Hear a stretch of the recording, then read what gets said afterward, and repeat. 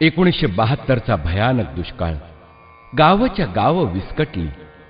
मग रेश्मा माय तरी कशी सुटणार? पण दुबळेपणाचा स्पर्शही तिनं आपल्या कुटुंबाला होऊ दिला नाही. समर्थपणे कंबर कसून ती उभी राहिली. रेश्माईंनी दुबळेपणाच्या न्यूनगंडावर आकाशशक्तींचा प्रहार केला. आपल्या कपाळीचं सामर्थ्यशाली कुंकू सम्राटालाही लाजवील अशा दुर्दम्य इच्छाशक्ती आणि आपल्या पुत्रांवरचा अजेय विश्वास त्यांच्या दुबळी दुबळी या काव्यातून समर्थपणे प्रकट होतो.